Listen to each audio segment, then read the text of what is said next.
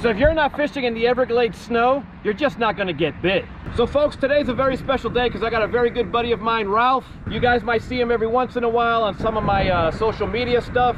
But Ralph and I met up last year, and when we have the opportunity to fish together, we do. Let me tell you, we've had some slow days. Yeah. We've had some slow days on the water, but let me tell you, the days that I've caught over 100 peacock, let's say. Where did you break your personal best peacock? Who were you fishing with? You? We caught 100. We caught 101 that day. My personal best that day too. You caught your personal best peacock that day. But today, folks, today was absolutely insane, and the day started off slow.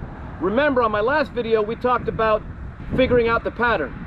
So let me go ahead, and we're going to go ahead and explain to you guys really quick what was the switch that made the day unbelievable. All right, gang, so let me go ahead and explain the day for you guys. The day started off overcast, okay? Nice and cool. We actually had to put our sweaters on because it was actually, or our jackets on. It was actually pretty cool. It was nice and overcast. We were catching, but there were a lot of non-target species, let's say. A lot of warmouth perch, a lot of gar. However, we started developing a pattern. And like I told you guys have to break down the water column. So what happened was we started figuring out that these bass were hiding in the Everglades snow. Now, for those of you who do not know what the Everglades snow is, we had a blizzard. Basically, folks, the Everglades snow, as I call the blossoms of the holly tree. And in the area that we're fishing, the honey hole or the community hole that we're fishing today, it is full of holly trees, and the holly tree blossom is insane. So much so that your reel is a complete mess, and we learned that braid loves holly blossoms. But before I continue and blabber on, I want Ralph to share his perspective on today's outing, because you guys always hear me talking all the time. But I want you guys to get somebody else's perspective on when you figure out a pattern, how crazy the Everglades bass fishing could be.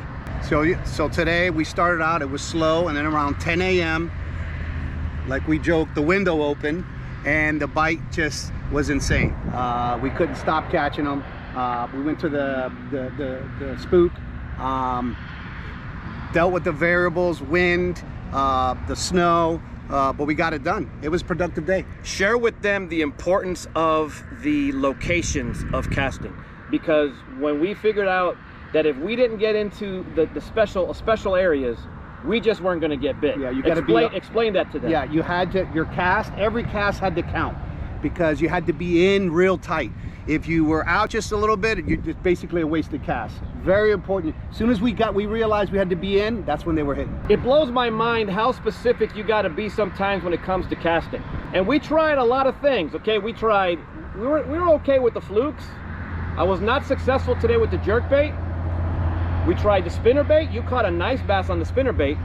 We tried a host of lures until, for whatever reason, I connected with the spook again. I know, guys, I've done a lot of videos with the spook. I know I throw the spook. Productive bait, though. Productive. It produces. It flat out produced for me. He switched. He started catching.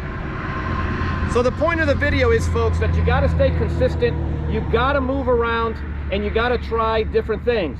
You got to try the inside, you got to try the outside, you got to try the top, you got to try the middle, and you got to try the bottom.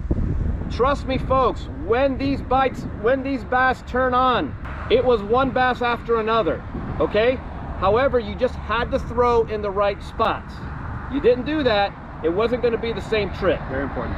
Would you agree on that? Oh yeah, very important. Critical, actually, critical. So folks, we got to get going because we have been out here for more than 8.5 hours. He's sore, I'm sore, but you know what? It's the best sore to have. Good sore, good sore. Good sore when you catch over 140 bass out here in the Everglades. Ralph, I really do appreciate you coming out, brother. Thank you, Lou. Great job. Man, I had a great time with you. On the bass. Oh man, anytime. Folks, like this video, share this video. Better yet, subscribe. The community is growing. Who knows, if you visit South Florida, you may be part of a video too. You just never know. He didn't know he was going to be part of a video. I'll check you guys out later. Take care of yourselves.